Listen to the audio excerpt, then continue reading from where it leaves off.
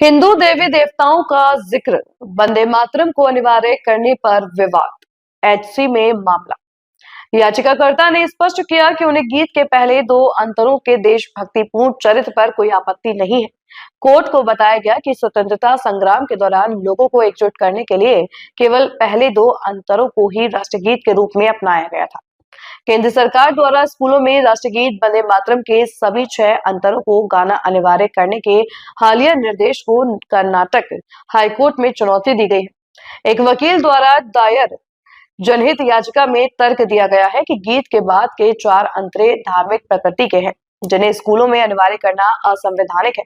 अधिवक्ता सोमशेखर राजवंशी द्वारा दायर इस याचिका में कहा गया है कि केंद्र सरकार का फरवरी प्रोटोकॉल एडवाइजरी निर्देश बच्चों को ऐसी प्रार्थना करने के लिए मजबूर करता है जिसमें हिंदू देवी देवताओं का आह्वान किया गया है। याचिकाकर्ता के अनुसार गीत के 5वें अंतरे में विशेष रूप से देवी दुर्गा, कमला और वाणी का नाम लिया गया है। याचिका में दलील दी गई है कि यह निर्देश संविधान के अनुच्छेद 25 और 28 और अनुच्छेद 14 का उल्लंघन करता है।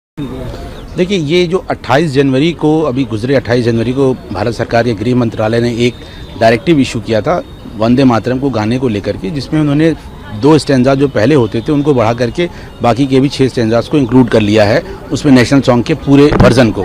तो उस सिलसिले में एक रिट पिटीशन फाइल करी गई थी रजा एकेडमी के प्रेसिडेंट मिस्टर सईद नूरी के द्वारा।